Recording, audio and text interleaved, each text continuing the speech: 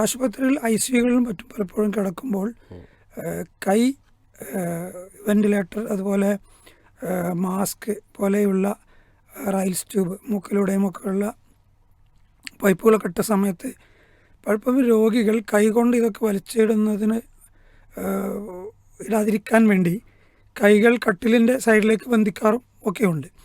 ഇത്തരം സാഹചര്യങ്ങളിൽ ICUയിൽ പ്രവേശിക്കപ്പെട്ട രോഗിക്ക് കിബില ഏതാണെന്നോ എങ്ങോട്ടാണെന്നോ ചോദിച്ചറിയാനോ ഒന്നും അറിയാത്ത സാഹചര്യങ്ങൾ പലപ്പോഴും ഉണ്ടാവാറുണ്ടല്ലോ. ഇങ്ങനെ വരുമ്പോൾ മണ്ണോ മറ്റോ ലഭിക്കുകയുമില്ല. അടുത്തുള്ള ചുമര് കിട്ടുമെങ്കിൽ അതോ അല്ലെങ്കിൽ ബെഡ്ഷീറ്റോ ഒരു പ്രതലമായി സ്വീകരിച്ച് തയമ്മും എന്ന ഗണത്തിൽ മനസ്സിൽ നിയത്ത് വെച്ചുകൊണ്ട് നമസ്കാരം നിർവഹിക്കാമോ എന്നാണ് ഒരു ചോദ്യം. അതിൽ ശ്രദ്ധിക്കേണ്ടത് എന്താണെന്ന് വെച്ച് കഴിഞ്ഞാൽ ഇബാദത്തുകൾക്ക് അള്ളാഹു സുബ്ഹാനഹു വ തആല പഠിപ്പിച്ചെന്നൊരു രീതിയുണ്ട്. ആ രീതിയിൽ അപ്പുറം ഒരു രീതി നമുക്ക് ഇസ്തിംബാത്ത് ചെയ്യാനോ അതല്ലെങ്കിൽ നമുക്ക് കണ്ടെത്താനോ കഴിയില്ല.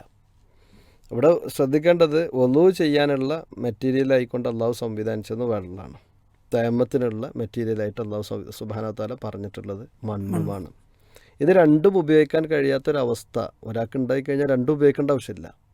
അദ്ദേഹം മനസ്സിൽ കരുതിയാൽ മതി. കാരണം രണ്ടും ഉപയോഗിക്കാൻ കഴിയാത്ത അവസ്ഥ ഉണ്ട്. അപ്പോൾ പിന്നെ ഷീറ്റിലടിക്കേണ്ടതോ അല്ലെങ്കിൽ ശുദ്ധിയുള്ള പ്രതലം എന്നുകൊണ്ട് അവിടെ ഖുർആനിൽ കാണാൻ കഴിയുക കൃത്യമാണ്.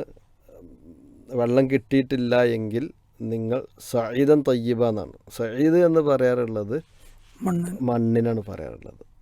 അപ്പോൾ മണ്ണ് എന്നത് തന്നെയാണ്. അപ്പോൾ മണ്ണില്ലാന്നിട്ട് നമ്മൾ പേടിക്കേണ്ട ആവശ്യമൊന്നുമില്ല.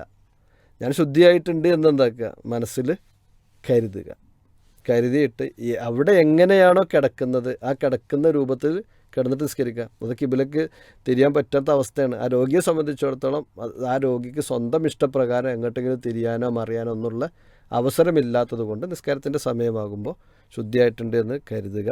ചിലപ്പോൾ എന്തുണ്ടാവും, പമ്പൈസ് ഇട്ട് കൊടുത്തിട്ടുണ്ടാവും, അതിൽ മൂത്രം കെട്ടി നിൽക്കുന്ന അവസ്ഥ ഉണ്ടാവും, ചിലപ്പോൾ മലം കെട്ടി നിൽക്കുന്ന അവസ്ഥ ഉണ്ടാവും, ഒക്കെ ഉണ്ടാകാം.